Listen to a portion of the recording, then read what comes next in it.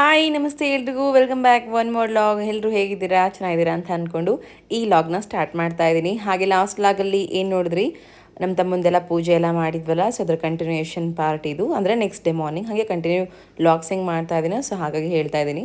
So ಇವತ್ತು morning ಮಂಗಳವಾರ, ಅದರಲ್ಲೂ ನಮ್ಮ ದಾವಣಗೆರೆಯಲ್ಲಿ ತುಂಬ ದೊಡ್ಡ ಹಬ್ಬ ದಾವಣಗೆರೆ ದುರ್ಗಮ್ಮನ ಜಾತ್ರೆ. ಬಟ್ ನಮಗಲ್ಲ, ನಮ್ಮ ಲೈಫಲ್ಲೂ ನಾವು ಈ ಥರದೊಂದು ಹಬ್ಬನ ಸೆಲೆಬ್ರೇಟ್ ಮಾಡ್ತೀವಿ ಅಂತ ಅಂದ್ಕೊಂಡಿರಲಿಲ್ಲ.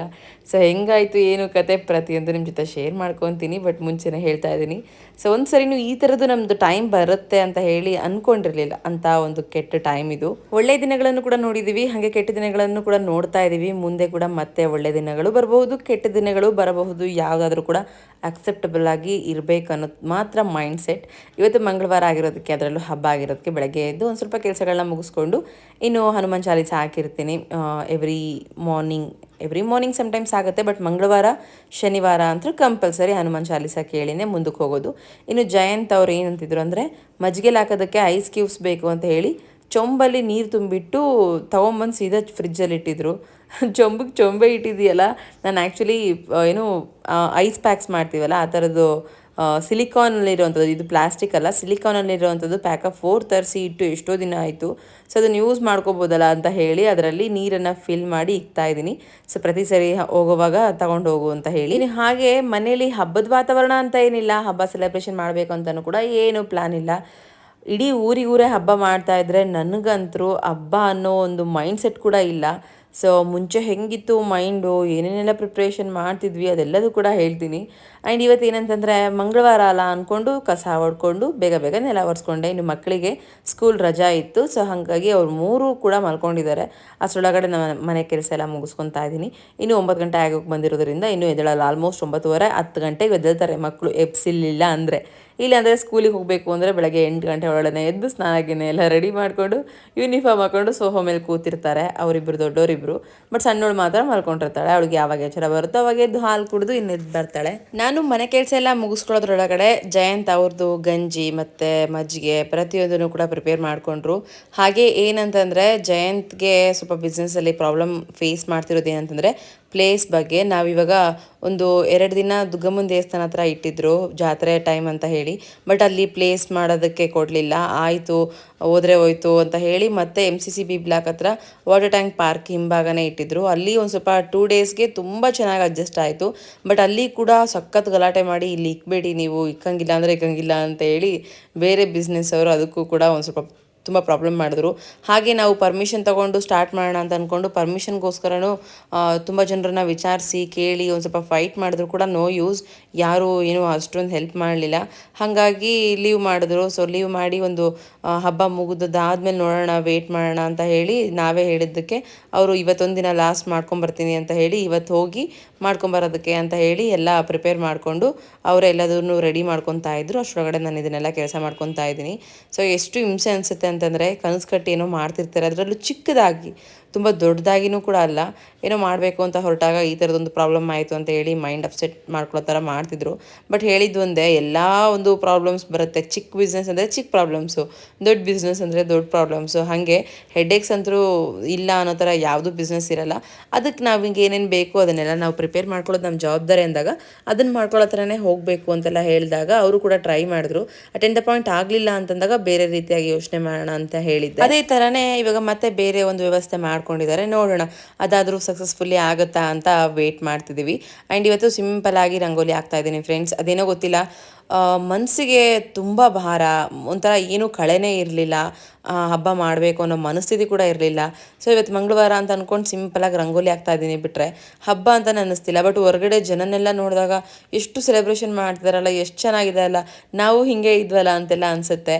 ನಾವು ನಮ್ಮ ಸ್ವಂತ ಮನೇಲಿ ಅಂದರೆ ಅಪ್ಪ ಅಮ್ಮಂದು ಸ್ವಂತ ಮನೆ ಇತ್ತಲ್ಲ, ದುರ್ಗಮ್ಮನ ದೇವಸ್ಥಾನ ಹತ್ರನೇ ಇದ್ದಿದ್ದು, ಪಕ್ಕದೋಣಿಲೇ ಇದ್ದಿದ್ದು. ಹಾಗಾಗಿ ಅಲ್ಲಿ ವಾತಾವರಣ ಬೇರೆ, ಇಲ್ಲಿ ವಾತಾವರಣ ಬೇರೆ. ಅವಾಗ ಹೆಂಗಿತ್ತು ಅಂತಂದರೆ ಫುಲ್ ಕ್ರೌಡ್ ಫ್ರೆಂಡ್ಸ್. ಬಿಫೋರ್ 1 ಮಂತೆ ನಾವು ಒಂದು 500 ರೊಟ್ಟಿ ಸುಟ್ಟು ಮತ್ತು ಏನೋ ಬಾಗಿಲೆಲ್ಲ ಏನು ಸಗಣಿ ಸಾರಿಸಿ ರಂಗೋಲಿಗಳು ಬಿಡ್ತಾ ಪ್ರತಿಯೊಂದನ್ನು ಕ್ಲೀನ್ ಮಾಡಿಕೊಂಡು ಬಟ್ಟೆ ಬೆಡ್ಶೀಟ್ಸು ಎಲ್ಲ ವಾಶ್ ಮಾಡೋದಾಗಿರ್ಬೋದು ಮತ್ತು ಖಾರ ಪುಡಿಗಳು ಹಾಕ್ಕೊಂಬರೋದಾಗಿರ್ಬೋದು A to Z 1 month preparation ಆಗ್ತಿತ್ತು. ನಮ್ಮ ಮನೆಗೆ ಎಷ್ಟು ಜನ ಬರ್ತಿದ್ರು ಅಂತಂದರೆ ಒಂಥರ ಆ ಓಣಿಲಿ ನಮ್ಮ ಮನೆ ನೋಡೋದಕ್ಕೇ ಒಂಥರ ಅಂದ ಚಂದ ಎಲ್ಲ ಇರ್ತಿತ್ತು. ಅಂಥದ್ರಲ್ಲಿ ಇವಾಗ ಅದೆಲ್ಲ ಏನು ಫೀಲಿಂಗೂ ಇಲ್ಲ. ಆ ಥರ ಸೆಲೆಬ್ರೇಷನ್ ಮಾಡೋವಂಥ ವ್ಯಕ್ತಿಗಳು ನಮ್ಮ ಜೊತೆ ಇಲ್ಲ ಅಂತಂದಾಗ ತುಂಬ ಹರ್ಟ್ ಆಗುತ್ತೆ. ನನ್ನ ತಲೆಯಲ್ಲಿ 1% ಇಲ್ಲ ಹಬ್ಬದ ಬಗ್ಗೆ. ನಮ್ಮ ಮನೆಗಳಲ್ಲೆಲ್ಲ ಮಾತಾಡೋರು ಹಬ್ಬದ್ದು ಹಂಗೆ ಹಿಂಗೆ ಅಂತ ಹೇಳಿ ನಾನು ಸುಮ್ಮನೆ ಕೂತ್ಕೊಂಡಿದ್ದೆ. ನಾವು ಎಲ್ಲ ಕೇಳೋರು ಯಾಕೆ ಸುಮ್ಮನಿದ್ಯಾ ಅಂತೇಳಿ. ಅದು ಯಾಕೋ ಗೊತ್ತಿಲ್ಲಮ್ಮ, ಹಬ್ಬ ಅಂತ ನನ್ನ ಮನಸ್ಸಿಗೆ ಇನ್ನೂ ಬರ್ತಾನೆ ಇಲ್ಲ, ಅಕ್ಸೆಪ್ಟ್ ಮಾಡೋದಕ್ಕೆ ಕಷ್ಟ ಆಗ್ತಿದೆ, ಹಾಗಾಗಿ ಸುಮ್ಮನಿದ್ದೀನಿ ಅಷ್ಟೇ. ಬಂದಾಗ ಬೇಕಿದ್ರೆ ನೋಡ್ಕೊಳ್ಳೋಣ ಅಂತ ಅಂದ್ಕೊಂಡು ಸುಮ್ಮನಿದ್ದೆ. ನನ್ನ ಒಂದು ಮನಸ್ಸಿಗೆ ವಿರುದ್ಧವಾಗಿ ನನಗೆ ಆಗಲ್ಲ ಫ್ರೆಂಡ್ಸ್, ಯಾಕಂದರೆ ಅದರ ಎಮೋಷನ್ಸ್ ಏನು ಬರುತ್ತೆ ಅದನ್ನು ಹಾಗೆ ಹೊರಗೆ ಹಾಕಬೇಕು ಅನ್ನೋದು ಫಿಕ್ಸ್ ಆಗಿಬಿಟ್ಟಿದ್ದೀನಿ ನಾನು. ಸೊ ಜಯಂತಿಗ ಅವ್ರದ್ದು ಏನೇನೆಲ್ಲ ಇದೆ ಪ್ರತಿಯೊಂದನ್ನು ರೆಡಿ ಮಾಡಿ ಇಟ್ಕೊಂಡು ಹೊರಗಡೆ ಇಟ್ಕೊಂಡು ಅದನ್ನು ಆಟೋ ಕರೆಸಿ ಅದನ್ನೆಲ್ಲ ಫಿಲ್ ಮಾಡಿಕೊಂಡು ಹೊರಟಿದ್ದಾಯಿತು. ಮುಂಚೆ ಹಾಗಿದ್ರೆ ಕಂಪಲ್ಸರಿ ಎಲ್ಲರೂ ನಗ್ತಾ ಇರುವಾಗ ನಾನು ನಗ್ತಿದ್ದೆ, ಎಲ್ಲರೂ ಅಳುವಾಗ ನಾನು ಅಳ್ತಿದ್ದೆ, ಎಲ್ಲರೂ ಏನು ಫೀಲ್ ಮಾಡ್ತಿದ್ದಾರೆ ಅದನ್ನು ಫೀಲ್ ಮಾಡಬೇಕು ಅಂತ ಅನ್ಕೊತಿದ್ದೆ. ಬಟ್ ಇವಾಗ ಹಂಗಲ್ಲ. ನನಗೆ ಯಾವಾಗ ಆಂಗ್ಸೈಟಿ ಮತ್ತು ಈ ಹೊಡೆತ ಅನ್ನೋದು ಬಿತ್ತು ಅವಾಗಿಂದ ನನ್ನ ಎಮೋಷನ್ಸ್ ಏನಿರುತ್ತೆ ಅದ್ರ ಪ್ರಕಾರನೇ ಹೋಗ್ತೀನಿ. ಅದ್ರ ವಿರುದ್ಧ ಹೋದರೆ ನನಗೆ ಮೆಂಟಲಿ ಕಂಪ್ಲೀಟ್ ಸ್ಟ್ರೆಸ್ ಆಗಿಬಿಡುತ್ತೆ. ನನಗೆ ಆವಾಗ ಆ ಒಂದು ಮೆಂಟಲ್ ಇಲ್ನೆಸ್ಸಿಂದ ಹೊರಗೆ ಬರೋದಕ್ಕಾಗಲ್ಲ. ಸೊ ನನಗೆ ಬೇಜಾರಾಯಿತಾ ಅದು ಬೇಜಾರೇ, ಅಳು ಬಂತ ಅದು ಅಳುನೇ, ಅದು ಖುಷಿ ಆಯಿತಾ ಅದು ಖುಷಿನೇ, ಹೀಗೆ ಎಕ್ಸ್ಪ್ರೆಸ್ ಮಾಡೋದಕ್ಕೆ ಆ್ಯಕ್ಚುಲಿ ಟ್ರೈ ಮಾಡ್ದೆ, ರಿಕವರ್ ಆಗ್ತಾ ಬಂದೆ ನಾನು. ಸೊ ಆ್ಯಕ್ಚುಲಿ ಮನುಷ್ಯ ಇರಬೇಕಾಗಿರೋದೇ ಹಾಗೆ ಅಲ್ವಾ. ಅದ್ರ ವಿರುದ್ಧ ಹೋಯಿತು ಅಂತಂದರೆ ನಮಗೆ ಪ್ರಾಬ್ಲಮ್ ಜಾಸ್ತಿ. ಇನ್ನು ಮಕ್ಕಳನ್ನ ತಕ್ಷಣವೇ ಮೂವರೆಗೂ ಕೂಡ ಸ್ನಾನ ಮಾಡಿಸಿ ರೆಡಿ ಮಾಡಿಸಿ ಎಲ್ಲ ಅವ್ರನ್ನ ರೆಡಿ ಮಾಡೋದ್ರೊಳಗಡೆ ಕತೆ ಬಿಟ್ಟು ಹೋಯ್ತು ಫ್ರೆಂಡ್ಸ್. ಯಾಕಂದರೆ ಅಮ್ಮ ಫೋನ್ ಮಾಡಿ ಕರೆದಿದ್ರು ಬನ್ನಿ ಬನ್ನಿ ಅಂತ ಹೇಳಿ. ನನಗೂ ಫುಲ್ ಮೈಂಡ್ ಆಫು, ಏನು ಮಾಡ್ಬೇಕಂತ ಗೊತ್ತಿಲ್ಲ. ನಮ್ಮ ತಮ್ಮನ ನೆನಪು ಬೇರೆ ಬರ್ತಾ ಇತ್ತು, ಅವಾಗವಾಗ ಬಂದು ಹೋಗ್ತಿತ್ತು. ಹಾಗಾಗಿ ಫುಲ್ ಶಟ್ ಡೌನ್ ರೀತಿಯೇ ಆಗಿದ್ದೆ ಒಂದು ಸ್ವಲ್ಪ. ಸೊ ಮಕ್ಕಳನ್ನೆಲ್ಲ ಕರ್ಕೊಂಡು ಅಲ್ಲಿಗೆ ಹೋಗ್ಬಿಡೋಣ, ಇನ್ನು ನನಗೆ ತುಂಬ ಡಿಸ್ಟರ್ಬ್ ಆಗುತ್ತೆ ಅಂತ ಅಂದ್ಕೊಂಡು ಅವ್ರನ್ನೆಲ್ಲ ರೆಡಿ ಮಾಡ್ಕೊಂಡು ನಾನು ಕೂಡ ರೆಡಿ ಆದೆ. ನಾನು ನೋಡಿ ಹೆಂಗೆ ರೆಡಿ ಆಗಿದ್ದೀನಿ, ಅಪ್ಪ ನೋಡೋದಕ್ಕಾಗ್ತಿಲ್ಲ, ಹಂಗೆ ಹೆಂಗೋ ಇರಲಿ ಬಿಡು ಅಂತ ಅಂದ್ಕೊಂಡು ರೆಡಿ ಆಗಿದ್ದೀನಿ.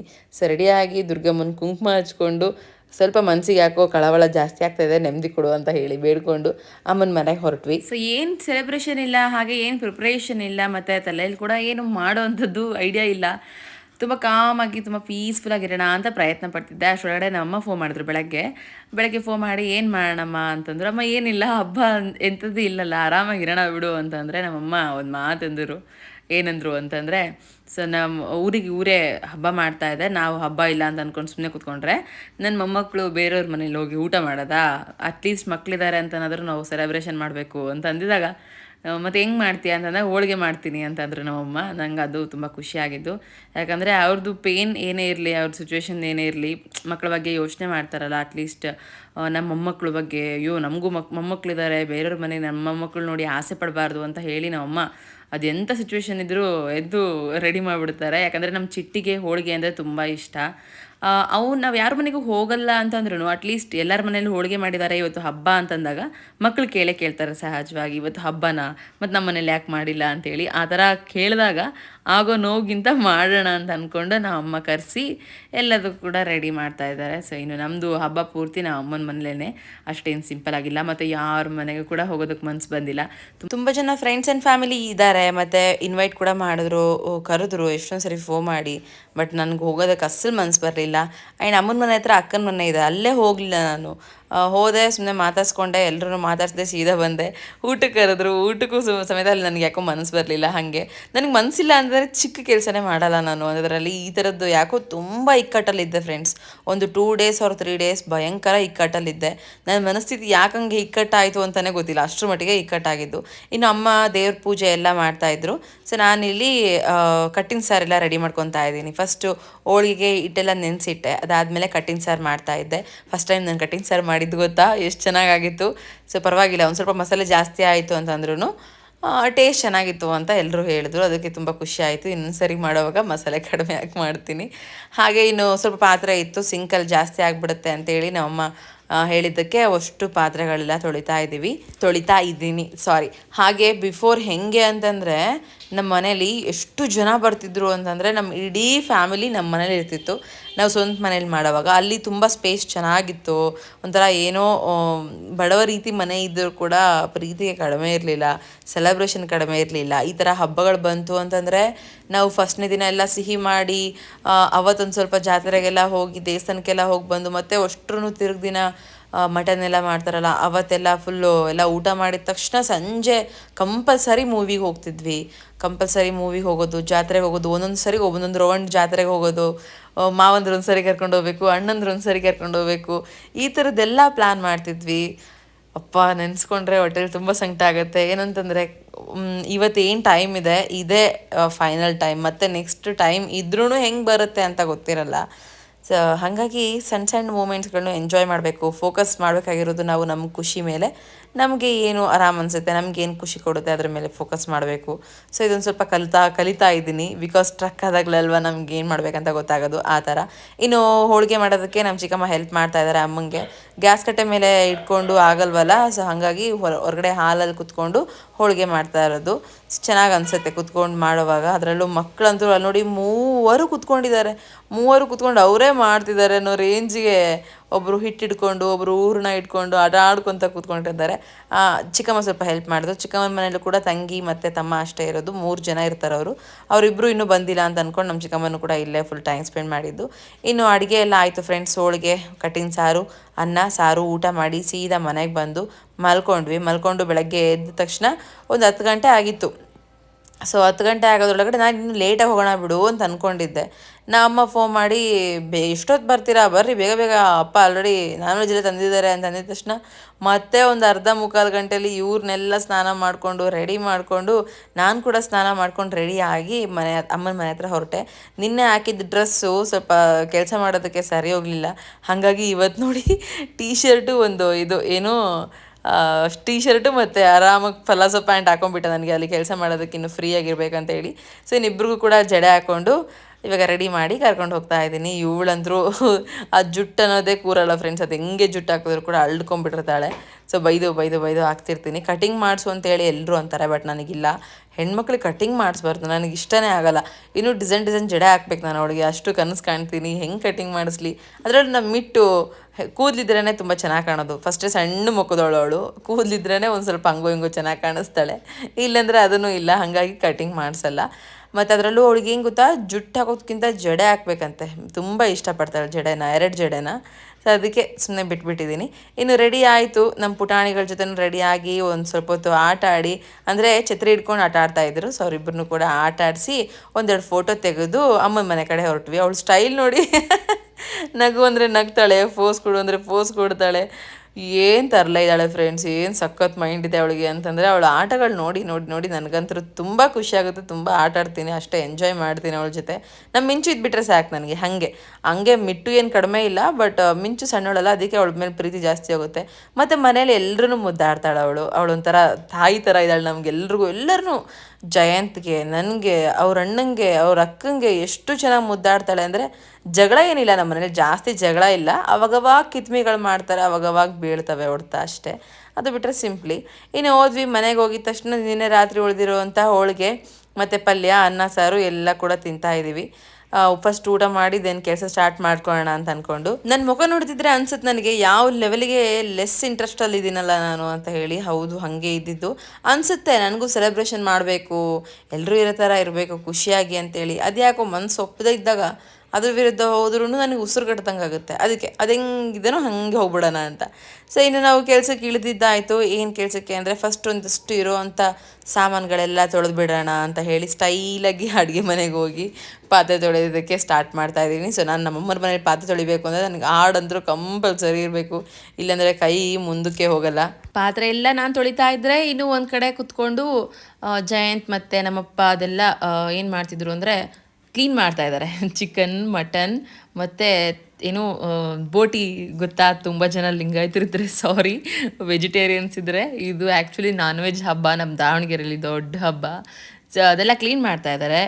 ಅದನ್ನೆಲ್ಲ ಕ್ಲೀನ್ ಮಾಡೋದಕ್ಕೆ ಏನೇನು ಬೇಕು ಅದನ್ನೆಲ್ಲ ಪದೇ ಕರಿತಾ ಇದ್ದಾರೆ. ಅದನ್ನು ಕೊಡೋದು, ಬರೋದು, ತೊಳೆಯೋದು ಮಾಡ್ತಾ ಇದ್ದೀನಿ. ಮೊದಲು ಒಂಥರ ನಿದ್ದೆಗಣ್ಣಲ್ಲಿ ಎದ್ದು ಬಂದಂಗಿದ್ದೆ ಫ್ರೆಂಡ್ಸ್. ಮನೆಗೆ ಹೋದಾಗ ಫುಲ್ ಡಲ್ಲಾಗಿ ಏನೋ ಯೋಚನೆ ಮಾಡ್ಕೊತ.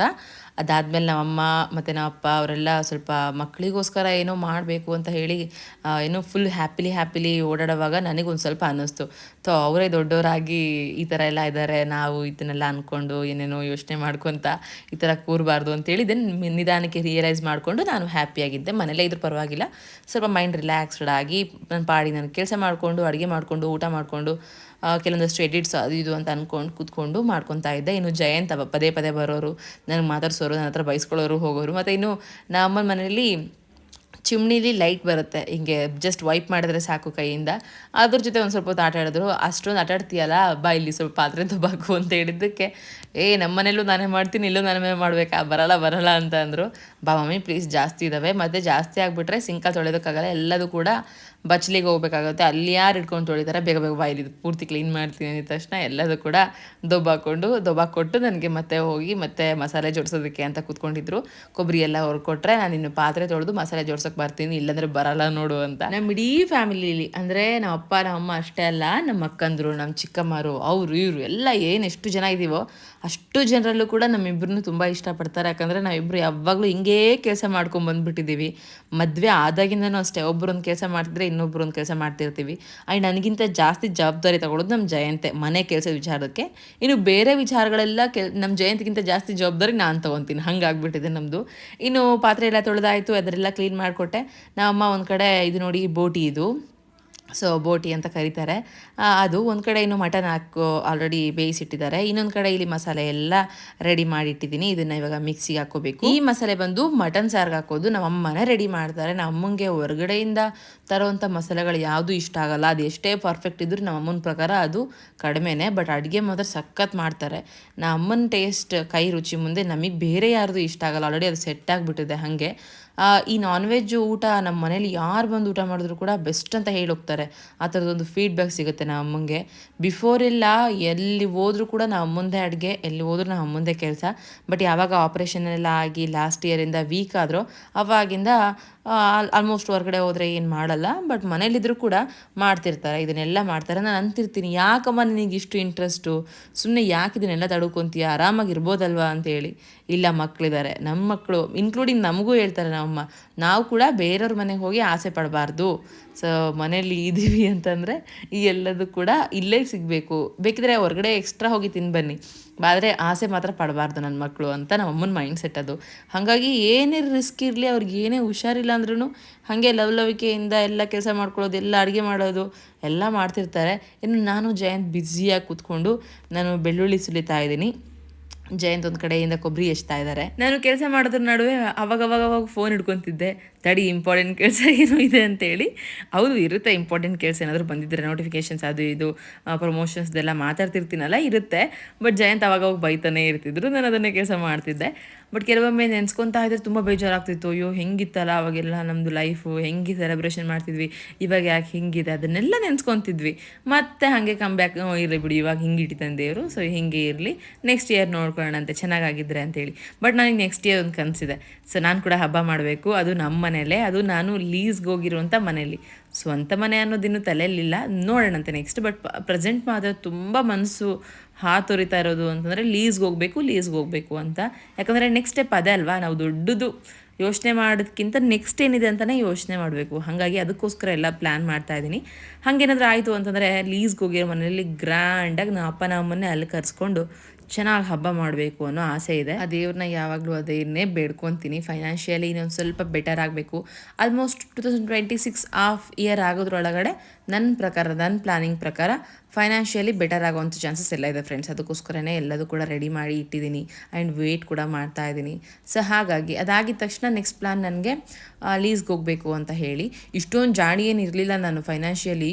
ಅಸಲು ನನಗೆ ಒಂದು 100 ರೂಪಾಯಿ ಕೊಟ್ಟು ತರಕಾರಿ ಹೆಂಗೆ ತರಬೇಕು, ಈರುಳ್ಳಿ ಹೆಂಗೆ ತೊಗೋಬೇಕು, ಮತ್ತು ಯಾವ ಥರ ಬ್ಯಾಲೆನ್ಸ್ ಮಾಡಬೇಕು, ಇದು ಯಾವುದು ಗೊತ್ತಿರಲಿಲ್ಲ. ಜೀವನ ಎಲ್ಲ ಕಲಿಸುತ್ತೆ ಅಂತ ಹೇಳ್ತಾರಲ್ಲ, ಹಾಗೆ ಕಲಿಯೋದಕ್ಕೆ ನಾವು ರೆಡಿ ಇರಬೇಕು, ಇಲ್ಲಾಂದರೆ ಆಗಲ್ಲ. ಬಟ್ ಇವಾಗ ನಮ್ಮಮ್ಮ ನೋಡ್ತಿರ್ತಾರೆ, ನಮ್ಮ ಫ್ಯಾಮಿಲಿ ನೋಡ್ತಿರ್ತಾರೆ, ಒಂಥರ ಆಶ್ಚರ್ಯವಾಗಿ ನೋಡ್ತಿರ್ತಾರೆ. ನನಗೂ ಕೂಡ ಖುಷಿ ಆಗುತ್ತೆ ಹಂಗೆ ನೋಡೋವಾಗ. ಏನೂ ಗೊತ್ತಿಲ್ಲದಿರೋಳು ಅಟ್ಲೀಸ್ಟ್ ಏನೋ ಮಾಡೋದಕ್ಕೆ ಅಂತೇಳಿ ಪ್ಲ್ಯಾನ್ ಮಾಡಿ ಅದನ್ನು ಸಕ್ಸಸ್ಫುಲ್ಲಿ ಏನೋ ಔಟ್ಪುಟ್ ತಗೊಂಡು ಅದಕ್ಕೋಸ್ಕರ ಪ್ಲ್ಯಾನ್ ಮಾಡ್ತಿರೋವಾಗ ಅವ್ರಿಗಿಂತ ಜಾಸ್ತಿ ನನಗೆ ಖುಷಿ ಆಗುತ್ತೆ. ದಿವ್ಯಾ ಕಲ್ತಿಯಲ್ಲ, ವೆರಿ ಗುಡ್, ಇನ್ನೂ ಏನು ಕಲ್ತಿಲ್ಲ, ಕಲಿ. ಆ್ಯಕ್ಚುಲಿ ನಾನು ಅನ್ಕೊತಿರ್ತೀನಿ, ಯಾವಾಗಲೂ ಅನ್ಕೊತಿರ್ತೀನಿ, ಎಂಥ ವಿಚಾರವಾಗಲಿ ಫಸ್ಟ್ ಕ್ಲಾರಿಟಿ ತೊಗೋಬೇಕು, ಅದನ್ನು ತಿಳ್ಕೊಳ್ಳೋದ್ರಲ್ಲಿ ತಪ್ಪಿಲ್ಲ, ಕ್ವಶನ್ ಮಾಡೋದ್ರಲ್ಲಿ ತಪ್ಪಿಲ್ಲ ಅಂತೇಳಿ. ಆ ಒಂದು ಥಾಟೇ ಮೇ ಬಿ ನಾನು ಎಲ್ಲಿಂದ ಎಲ್ಲೆಲ್ಲಿಗೆ ಕರ್ಕೊಂಡು ಹೋಗ್ತಿದ್ದೆ. ಇನ್ನೂ ಹೋಗುವಂಥ ದಾರಿ ತುಂಬ ಇದೆ ಫ್ರೆಂಡ್ಸ್, ಇದು ಇನ್ನೂ ಸ್ಟಾರ್ಟಿಂಗ್ ಅಷ್ಟೇ. ಸೊ ಎಲ್ಲದೂ ಕೂಡ ಟ್ರೈ ಮಾಡ್ತೀನಿ. I will give my best.